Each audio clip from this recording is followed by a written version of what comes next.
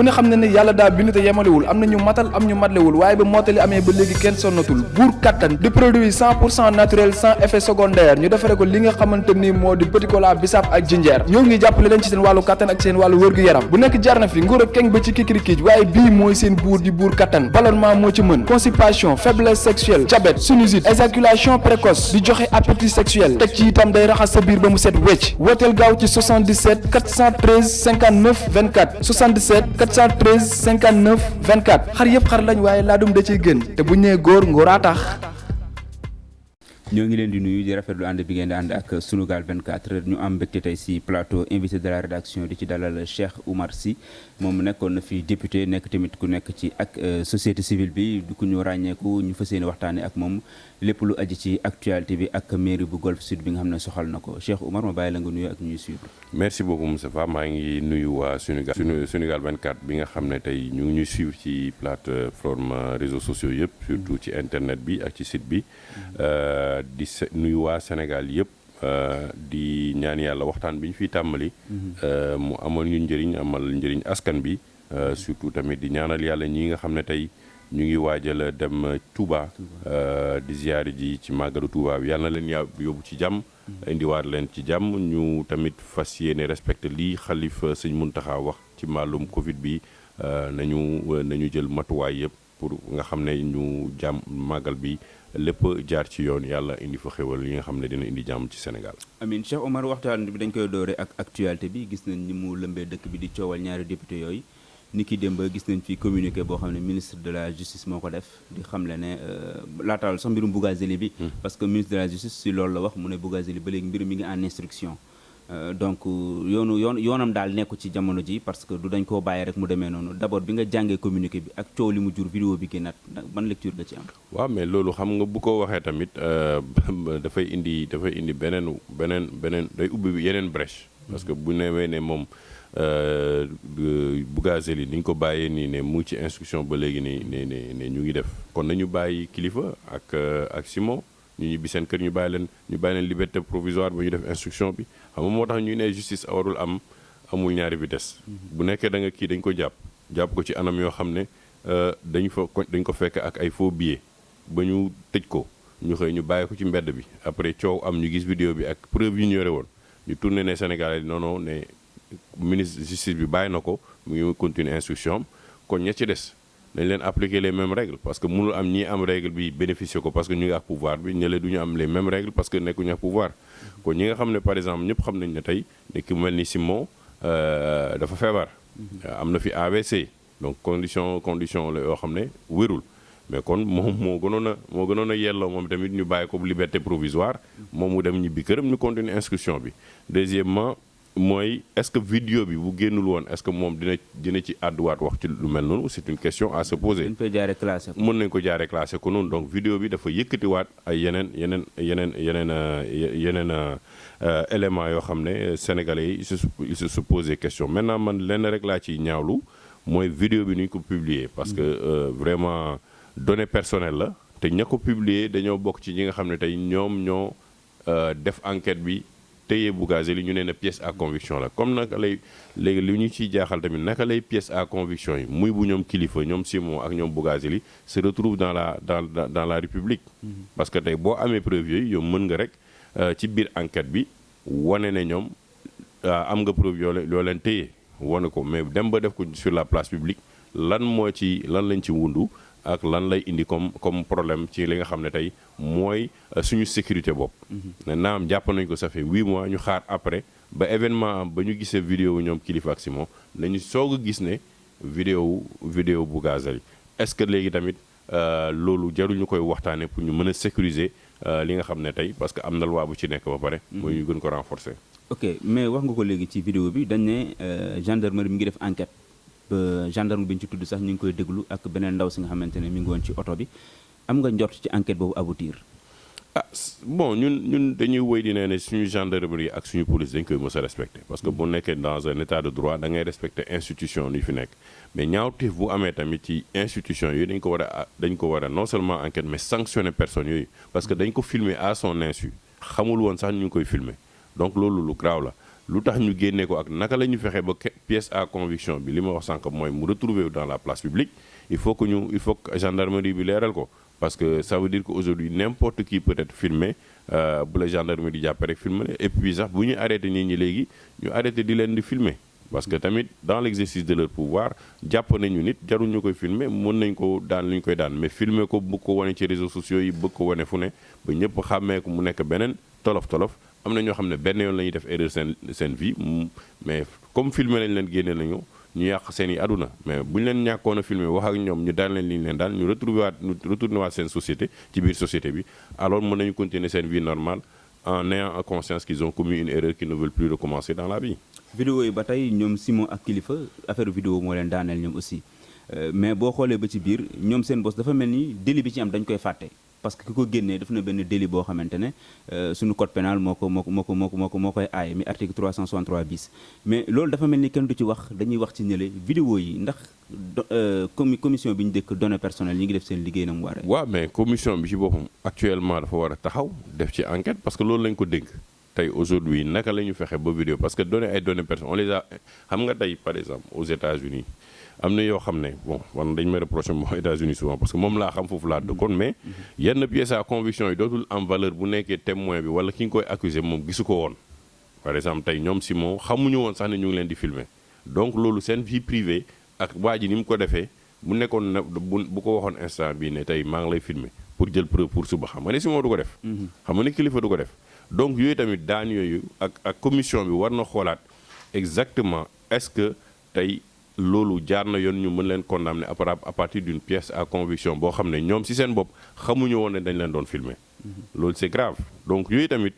lépp da indiwaat réflexion par rapport tey ak méthode bi nga xam ne tey la ñuy jàppee ñoom Simon Kilifeu waxuma délit bi ñoom dugal nañu seen bopp parce que tamit li ñu c'est un fait ñoom ñoo wax kenn wax law leen kenn sexalu leen tàngal ñu wax li ñuy wax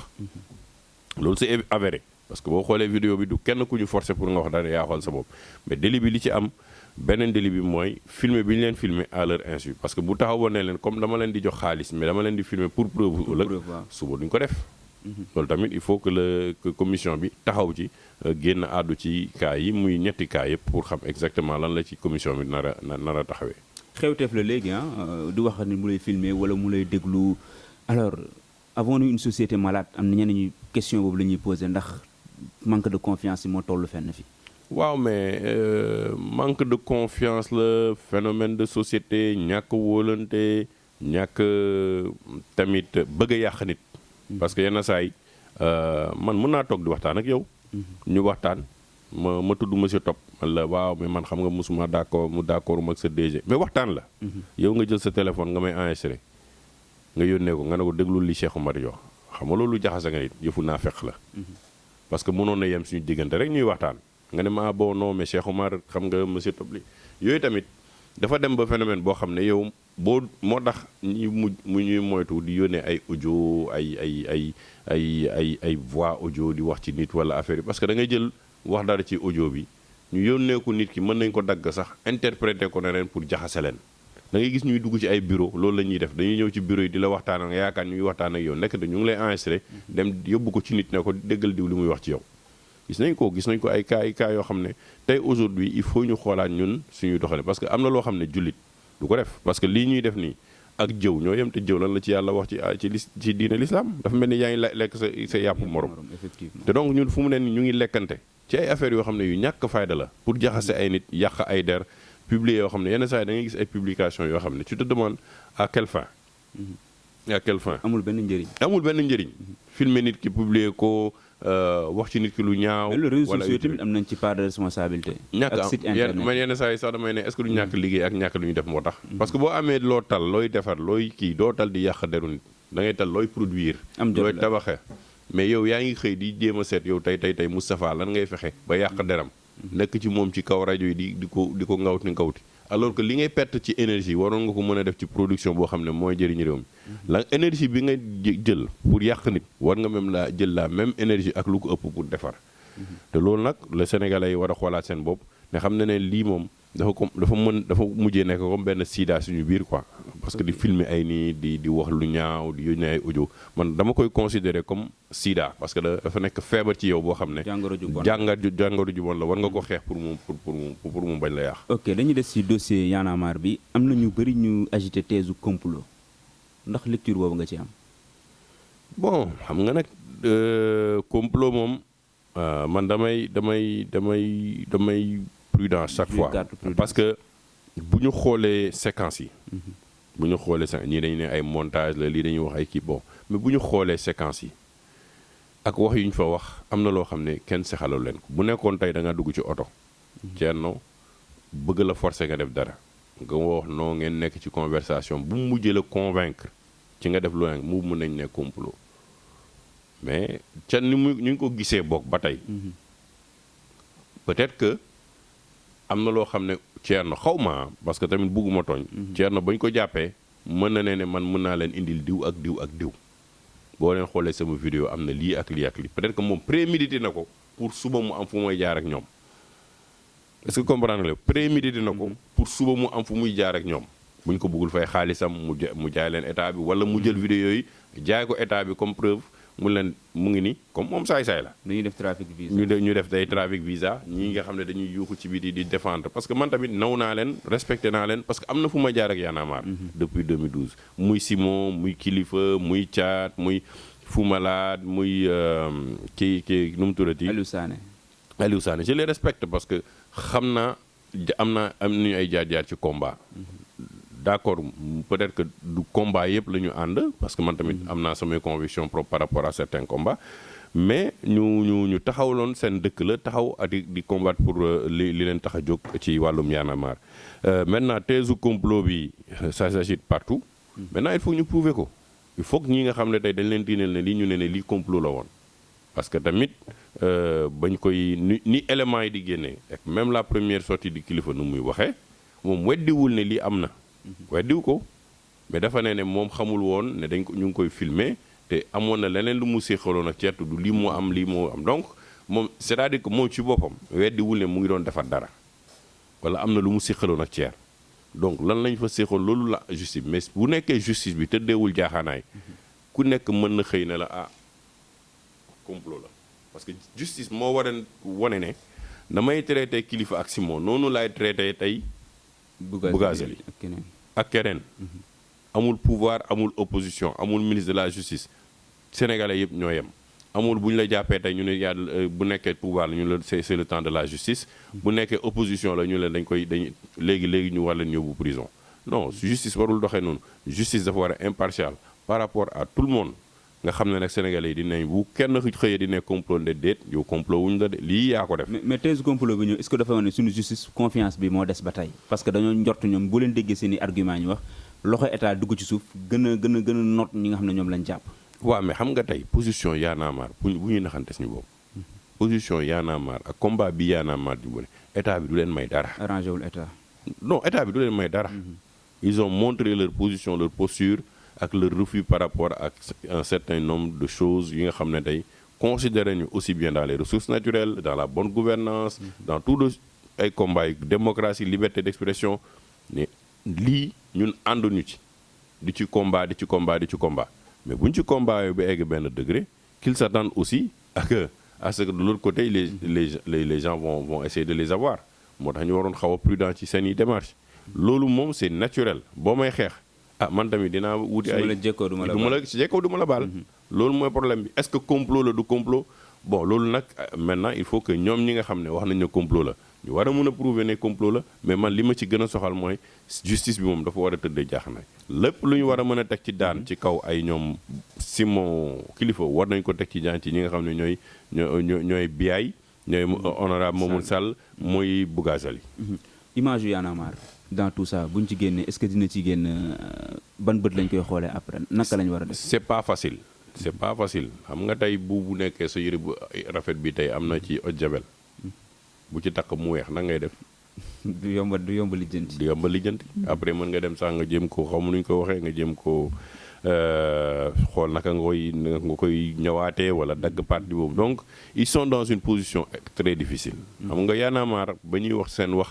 ba léegi nit ñi ñu ngi leen di wutal ay gàllankoor am na ay moment ñu doon wax ay seen financement yi jóge Union européenne am na yu bët lu ne jaar nañ ci. Mais ils ont pu au moins rester fermes. Ils ont pu aussi faire une transition. Ils ont fait une transition avant kii moo fi nekkoon balaa Fadel Barro donc ba Alioune Sané ñëw. Ils ont un système de fonctionnement. Ils ont quand même une existence et ils ont des acquis. Mais tamit loolu terewul ci bëtu Sénégal yi dañ lay juger. Parce que tamit ku nekk am na xalaatam. bu nekkee dugg nga ci situation yu mel nii ñenn ñi dañ ne bon nekk dañuy yëpp li ñuy wax nii la ñuy mel parce que ñoom ñoo fi wax nouveau type de sénégalais alors def nii. Donc pour man c'est un moment aussi d'introspection pour Y'en a marre pour revoir sa manière de faire renforcer aussi sa déontologie xool tamit ay membres am fan la ñuy teg seen tànk bu nekkee da ngay mën a combat yoo xam ne c'est un combat au niveau quand même il faut nga am yenn taxawaay. yenn taxawaay pour mu bañ la dalati dañuy dugg ci beneen point waxtaan bi mooy lu soxal assemblée nationale di foo xam ne xam nga fa ndax nekkoon nga fa.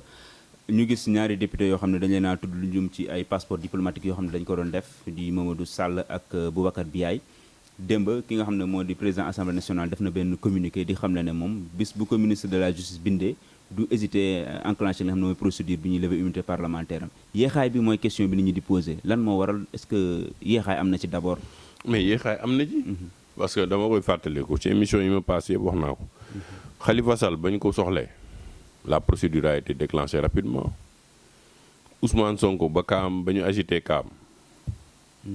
son cas a été rapidement taxawaaluwul en moins de 2 semaines indi nañ fi coow loo xam ne yëngal na Sénégal yëpp. tey bu nekkee tey député yi ngi nekk assemblée nationale ils sont de la mouvance présidentielle affaire bi yéex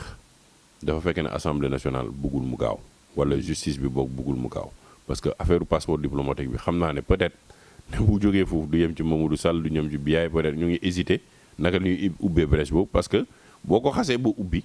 ñoom itamit mën na am ñu tudd fa ay nit wala boole ci ñeneen député yoo xam ne bu boobaa affaire ba mën na nekk benn scandale boo xam ne y a des ramifications inimaginables peut-être moo tax muy affaire bi di yéex parce que quand même pour man je pense que l'Assemblée nationale se dit que ça c'est une histoire plus grande mais il faut dissocier une chose il faut dissocier l'Assemblée nationale et les actes posés par les députés Assemblée nationale dafa am règle am boo nekkee député dañ lay defal liste de tous les députés ñu yóbbu ministère des affaires étrangères ministère des affaires étrangères woo député yëpp ñu jaar foofu ñu defaral leen seen passeport diplomatique ñooñu bu ñu amee soxna ñu defar seen i extrait de naissance wane seen bulletin de mariage ñooñu ñu demal leen seen i passeport. Maintenant ce qui était arrivé dans notre législature c'est qu'à un moment ba ñuy wax waxu jox soxna yi passeport ñeneen ñi ne ñun on est un pays polygame. boo leen joxee benn bi da ngeen di tas suñu kër mu indi fa coow. Elentine ci boppam nga xam ne chrétien la moo ne écoutez on est dans une république boo xam ne la polygamie est acceptée benn ñaar ba ñett ba ñeent donc bu nekkee da ngeen di joxe soit ngay jox 4 yëpp wala 2 wala 3 soit ngeen mën a joxe gars yi nu mu tuddati ministre Mankeur Ndiaye ne dinañ ci jéem a trouver solution bi peut-être après ça a été de donner boo amee ñaar wala ñett mais dans ce cas ñoom joxuñu seen i jabar dañu ne ci li ñu dégg boog dañu ne dañu doon falsifier ay certificat de mariage di ko defaral ay nit ñooñu di fay pour ñu leen dox sax donc c'est un délit parce que document bi ñu falsifié c'est un document précieux de l'État bon il était précieux mais le passeport diplomatique n'est plus précieux comme avant parce que ku jóg yor ko da ngay dem voyager sax romb kenn génne passeport diplomatique nga xool lu mu soloo nga xool lu muy dox nga xam ne ni kii bokkul dara ay commerçant yeeg n'importe qui da ngay dem ba boo demee sax ba taxaw joxe passeport bi ka lay xool da lay xool yëngal boppam wala mun la taxawal fële ba ñu vérifier ne yow est-ce que diplomate sénégalais la xam nga loolu dafa ñaaw donc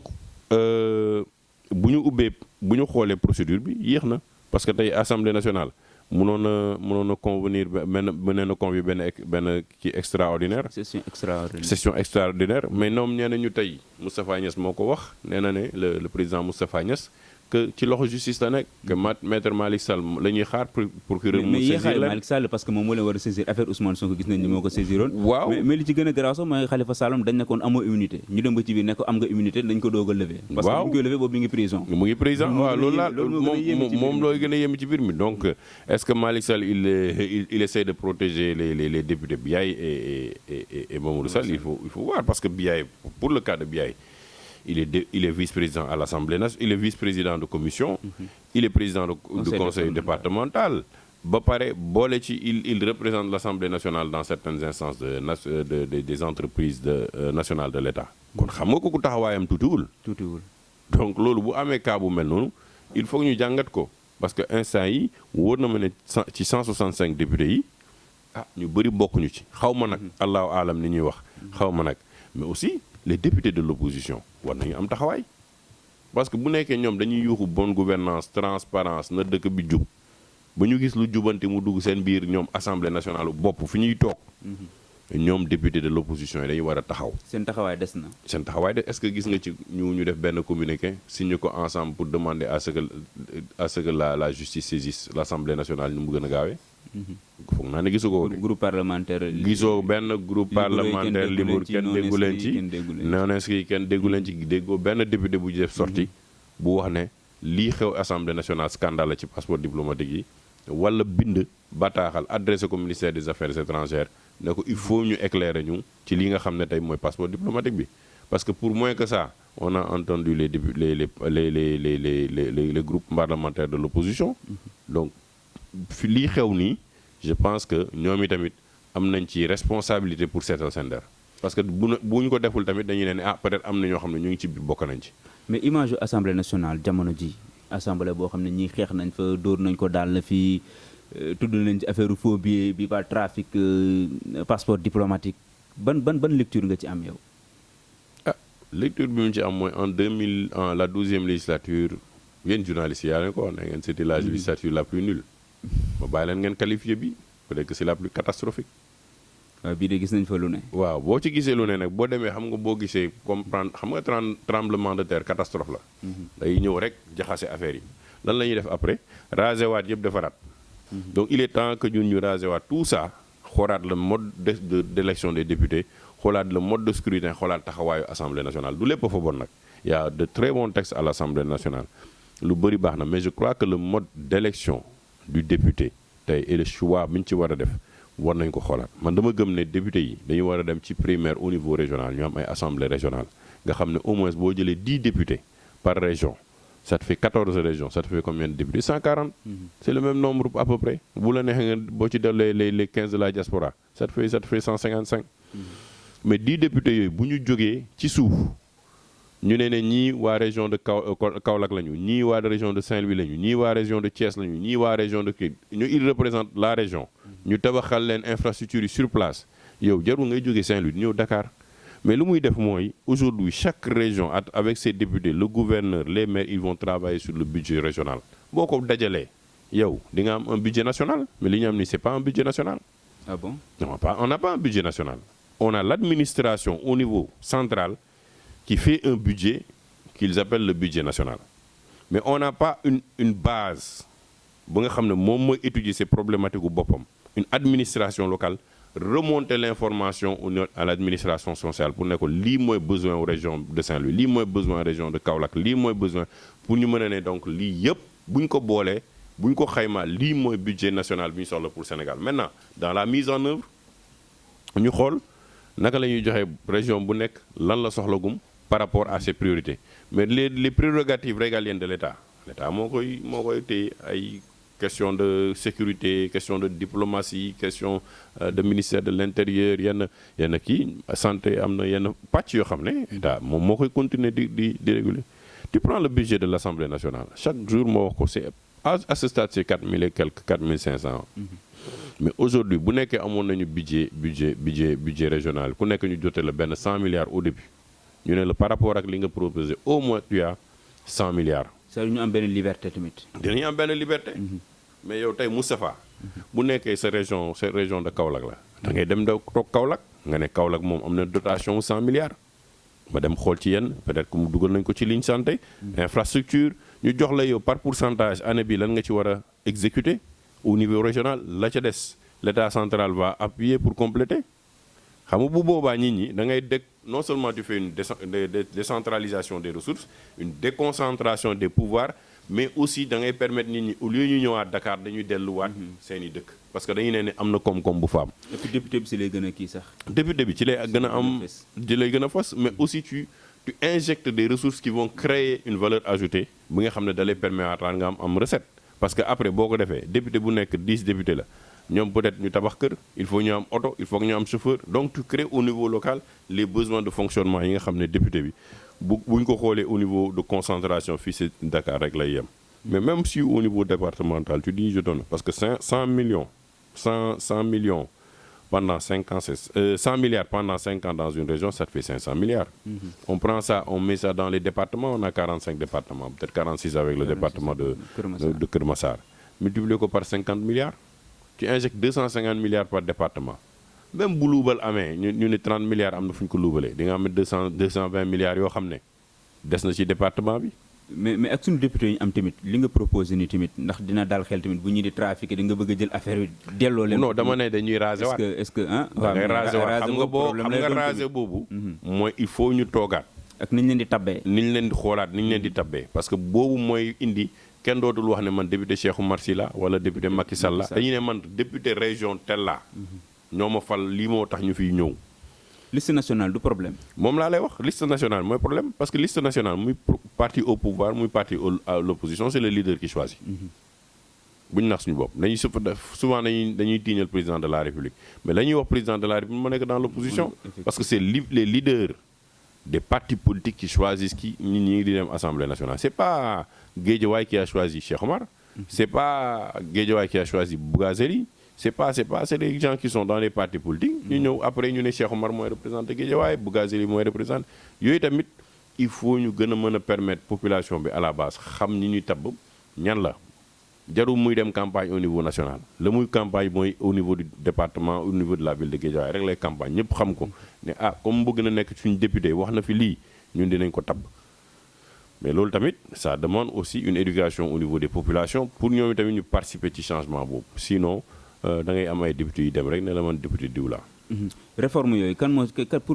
war a porter combat bi jamono ji parce que gis nañ ne bu dee nguur gi ñoom xalaatuñ sax lu si jëm naka lañu war a mën a def ba suñu assemblée bi am coppite. la société civile daf ci am taxawaay bu am solo la presse daf ci war a am taxawaay bu am solo. parce que ñoom liberté bi ñu am ñeneen ñi amuñu ko peut-être que tey boo duggee ak opposition bi arrangé na leen tey nga wax ko. gis nañ ko fi amul lu fi Macky waxul dina ko def bu eggee mais tey la ma waxoon yëpp defu ko dafa egg ci au pouvoir rek la mu fa fekkoon la fa maintenir au contraire da ko renforcer alors que aujourd'hui c'est la société civile c'est la presse c'est la population parce que presse ak société civile bu ñu allié wu ci benn sujet du ci topp ba population yi approprié ko c'est cette exigence là va devenir une réalité au niveau des politiques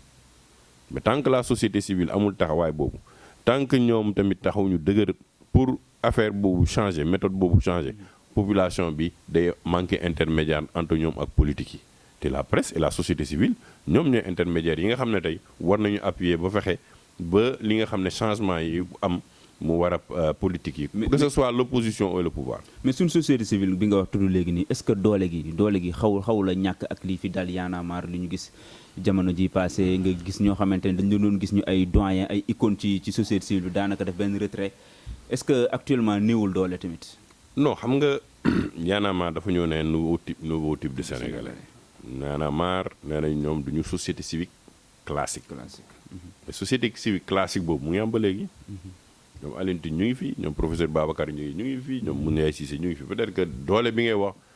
société civile bi récemment ñun parce que man je suis un président de l'observatoire de suivi des indicateurs de développement économique en Afrique aux IDEA.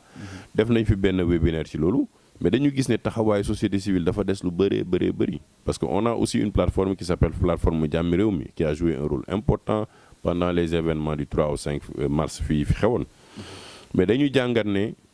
aussi bien dans le processus électoral aussi bien dans les débats yi nga xam ne tey mu ngi agiter l'espace public la société civile dafa am recul te il faut que mu jot na nag société civile jëlaat dayoom ñu mënaat xool bañ rôle la ñu war a mën a jouer parce que à un moment dañoo reculer bàyyi débat bi yëpp politique bi politiciens di ci wax dialogue politique beeg alors que société civile bi moom moo waroon am ay proposition boppam détaché de tout ce qui est acteur politique ba pare ne ñun lii mooy suñu gis-gis bu ñu ko demee ba tënk ko ba mu nekk benn lenn loo xam ne la mooy les propositions de la société civile ñu war a mën a toog ak état ak acteurs politiques yi ne leen ñun de pour affaire yi jëm kanam lii mooy suñu xalaat boppam défendre ko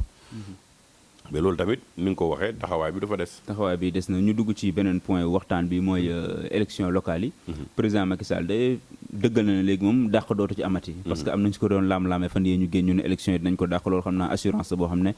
dina dal seen xel yéen ñi samp seen ndënd alors lan moo waral Cheikh Oumar dellu siwaat bëgg a sampaat ndëndam laay wax sax. waaw mais xam nga bu ñu dellu siwaatee samp suñu ndënd mooy participer ci li nga xam ne c'est une action locale. tamit bon moi c'est vrai que la plupart de mes activités. Combat yi ma mené c'est des combats au niveau national. Oui. Mais je suis de Golfe Sud. Participé naa fi ci élection yi en 2014 foog naa bu yaakaar ne population bi war nañ la mën a déglu ba mën la ne ah Cheikh Oumar li mu wax nii doy nañu ba ñu fal ko loolu tamit mën nga ci participer waat parce que tamit bu nekkee acteur nga ne yow tu participes dans la vie politique ou dans la vie de la société civile du Sénégal. bu élection locale ñëwee boobu mooy le premier moyen d'interpellation avec les populations loolu tamit war nga ci participer yow waroo toog ne parce que acteur politique tamit nee na man politicien laa mais doo participer ci élection locale du di xaar peut-être législative wala présidentielle loolu day yomb tu fais des actes au niveau de ta localité ñi xam ne yow lii mooy sa posture lii ñu xam ne lii mooy sa idée par rapport à fi nga dëkk ñi nga xam ne est-ce que kii am na nawloo nañu ci ba ñu wàcc suñu biir waxtaan ak ñun ci li nga xam ne tey mooy ambition pour suñu commune est-ce que sax moom xalaat na bokk ci lii wala daf ñoo xeeb ba ne moom di bokk ci élection locale man nag comme xeebu moi Golfe Sud te fii laa dëkk ma ne fii il faut ma participer waat jox leen la ca des moom mooy uni moo ñuy différencier parce que loolu moom yàlla moo xam kan la ñuy fal mais la ma jël ci engagement ne candidat laa ci Golfe Sud li ko indi mooy xam naa ne au moins dans ma commune am na ay jafe-jafe gis naa fi loo xam ne neexul population yi gis naa fi tamit par exemple lu mel ni unité 1 ba 6 boo xam ne c'est un îlot bu gisul boppam ni dans Parcelles Assainies ni dans Golfe Sud à proprement dit donc ñoom tamit kenn xamul fu ñu bokk ñi ci ëpp ñuy ànd ci man ci élection locale yi mais foofu parti boobu la ñu bokk parce que c'est comme si c'est un li en anglais li ñuy wax no man's land donc am na yeneen jafe-jafe par rapport ak xëyu ndaw yi par rapport ak infrastructure yi lu nekk mais loolu tamit waxtaan la population yi def proposition yi mais aussi ñoom ñu comparé ak yeneen acteurs yi fi nekk ñoo xam ne ay candidats lañu respecté naa leen ñoom i tamit ku nekk am na sañ-sañ nee ne candidat la mais nañ ko waxtaan population bi dégluñu bu boobaa population bi def choix am. da nga am beneen profil boo xam ne dafa wuute ak candidat yi ñu fiy dégg ñu bëri ñenn ñi nekk nañ ci parti socialiste ñenn ñi ci parti au pouvoir lañ bokk yow bu ñu tuddee rek surtout société civile lañ lay tudd ci ay mbir yoo xamante ne daal maanaam askanu lay gën a taxawal ndax yaakaar politiciens yi am benn longueur d'avance ci par rapport ak. xanaa da ngaa fàttali ne man bokkoon naa Boussougnacq. si Boussougnacq liste boobu nga duggee assemblée nationale donc politique xam naa ko bu baax. c'est-à-dire que man ma démarche a toujours été une démarche même avec Boussougnacq a été une démarche de société civile parce que loolu laay jàng loolu laa nàmp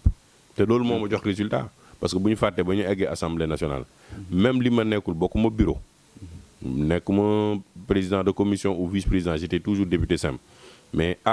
humblement parlant foog ma ne samay nawlay député yi fa nekkoon def nañ fa lu ëpp li mu fa def nekk naa man maa créé le réseau pour les jeunes parlementaires créé naa fa réseau pour la bonne gouvernance des ressources minérales avec Mamadou Lamine Diallo Cheikh Tidiane Diouf ak honorable Awa Mbodj mi nga xam ne fii la dëkk ñun ñëpp ñoo ci taxaw secrétaire du réseau pour la protection de l'environnement du Sénégal kooku Mamadou Lamine Thiam PDS moom ma ñëw fekk ma ne ma il faut nga ñëw nga nekk ci te ba ma ci duggee au moins levé naa des fonds pour chaque c'est sama expérience parlementaire moom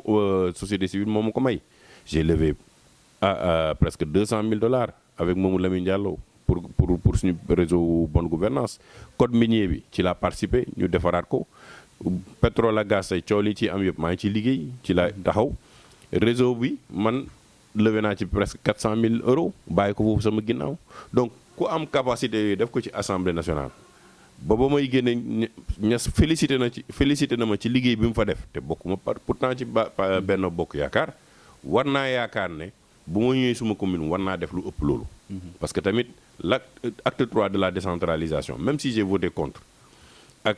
nouveau système de partenariat public-privé am na lum ñu may ci capacité yoo xam ne war nañ ko mën a jëmale kanam suñu gox-goxaan yi mais bu nekkee tamit nag ne ñi koy jiite amuñu compétence wala dem nañu ba mënatuñu parce que tamit maire bi fi nekk respecté naa ko trop suñu yaay la suñu mag la sama collègue la woon assemblée nationale mais def na 12 ans 12 ans yoo xam ne xar kanamu Golf Sud tax koo changé boobu donc jot na moom itamit mu jox keneen am na yeneen candidat yu taxaw di laaj aussi bien de Benno Bokk Yaakaar que de l'opposition et ñoom tamit ku nekk am nga profil waaw candidat yu bëri candidature yi mën na bëri mais la ci am solo mooy nañu wax loo xam ne askan bi ak njëriñu askan bi parce que du parce que nekk ñu nga ci coalition rek nga ne coalition bi mooy coalition diw rek na ma coalition bi porté non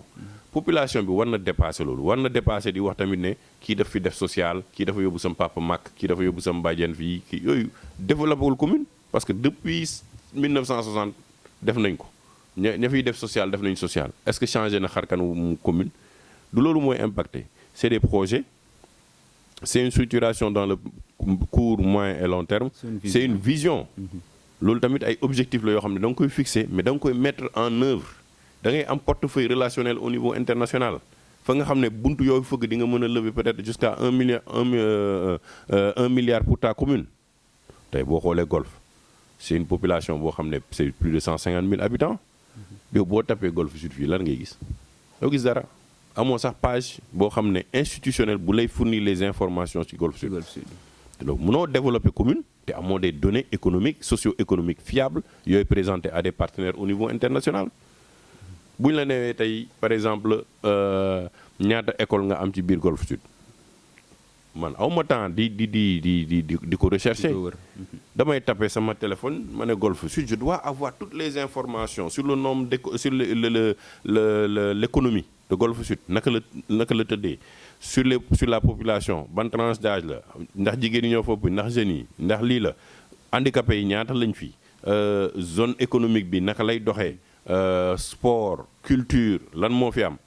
bu boobaa ma ne ok man en tant que partenaire j'ai une visibilité sur la commune man mën naa leen jàppale ci wàllum santé reproductive pour dugal fa 500 millions man mën naa leen jàppale ci wàllum éducation mën naa fa dugal $250,000 ngeen appuyer xale yi ngeen appuyer handicapés yi di juddu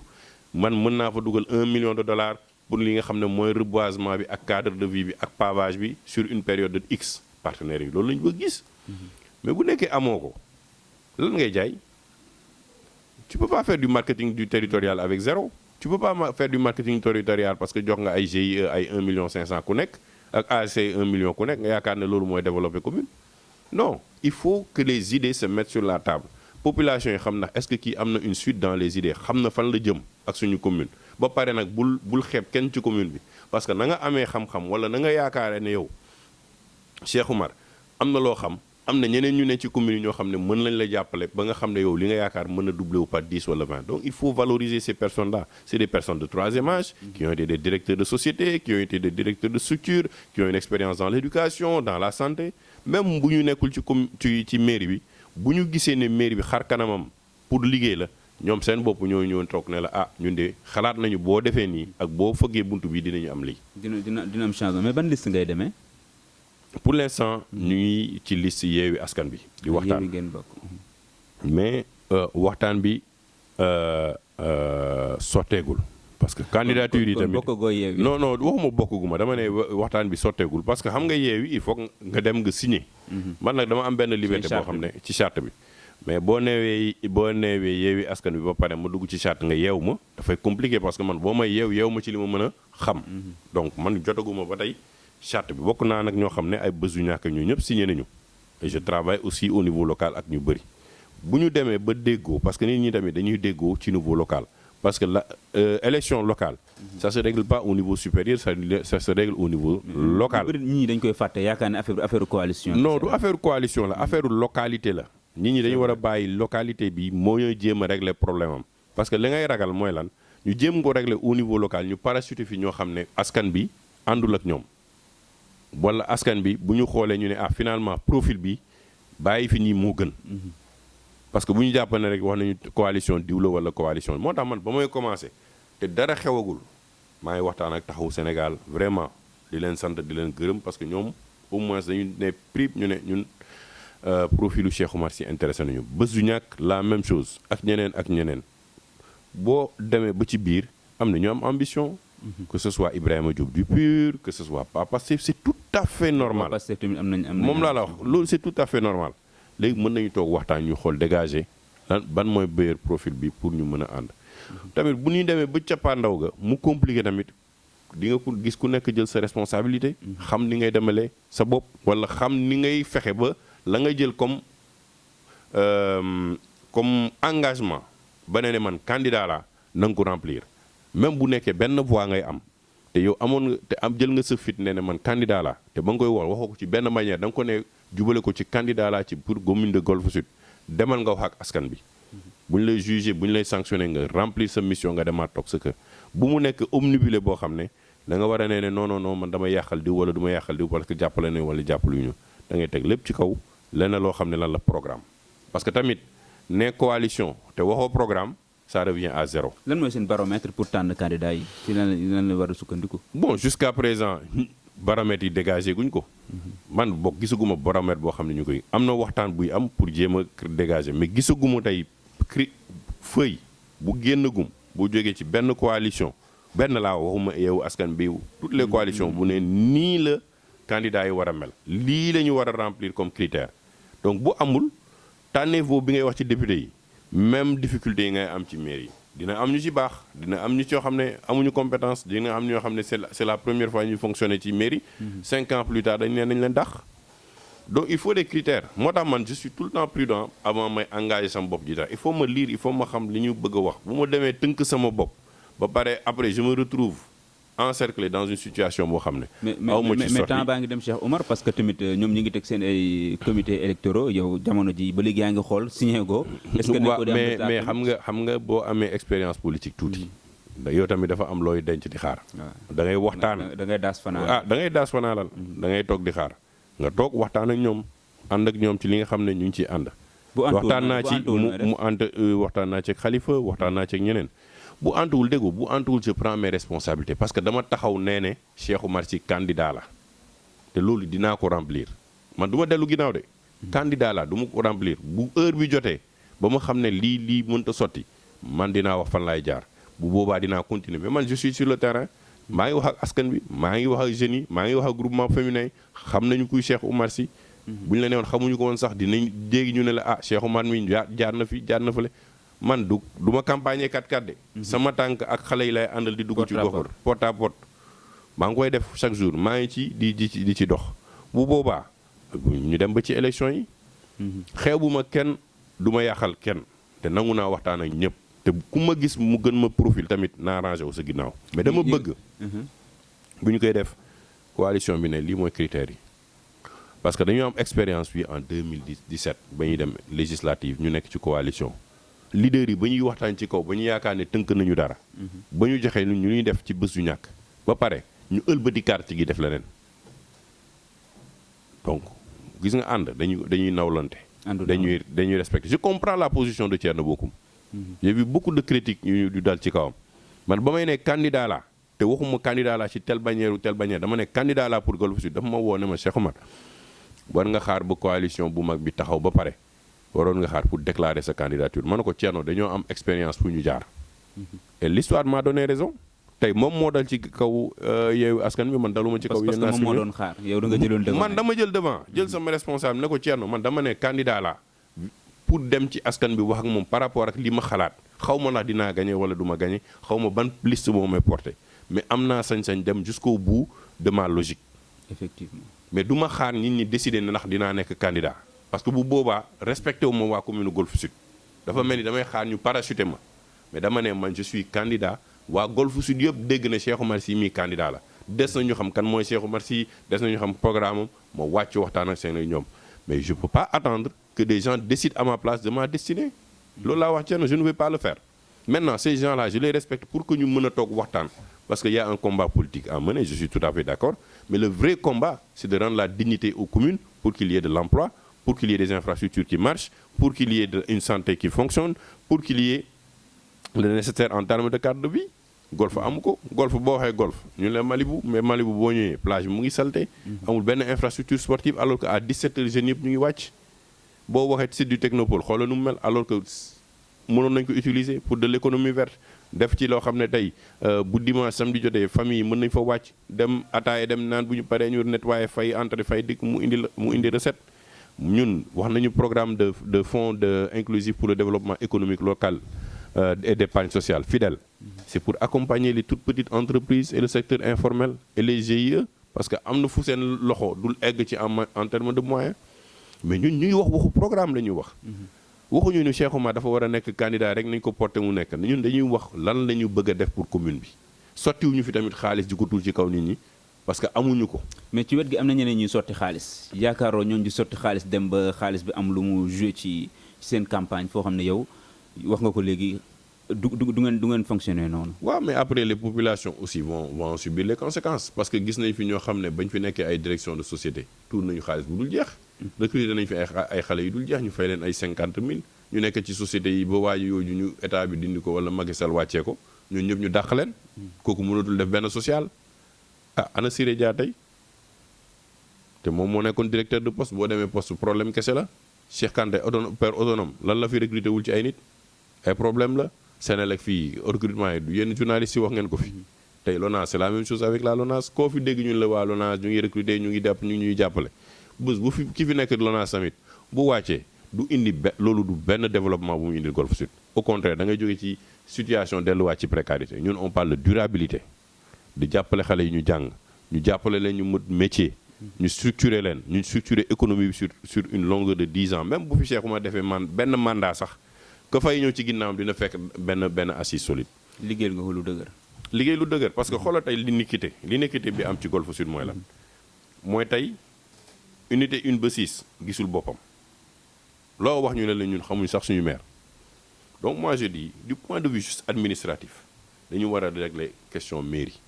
ñu war a joxe ay données loolu mooy sama premier combat ñu xam lan mooy Golf Sud ak ay données deuxièmement administrativement nga xam lundi mardi mercredi jeudi vendredi samedi lan fan la maire bi di nekk ak lan lay liggéey ak ñan lay recevoir mais boo amul agenda naka ngay liggéeyee. troisièmement au moins maire bi bu nekkee golf côté golf 3 jours mu ñëw côté unité 1 ba 6 2 jours mu am fi annexe boo xam ne imam yi groupement de famille ak ñëpp ñi nga xam ne mënuñ jóge fii yëpp traversé yëpp ba dem ba fële. mu war leen mais loolu c'est du respect. c'est du respect da nga leen di won ne yéen ñi ngeen doon ne neex sentiru leen ne bokk ngeen man ñëw naa fekk si leen ci li ngeen bëgg mais dañuy waxtaan mënu ma wax nag ne dinaa defal lépp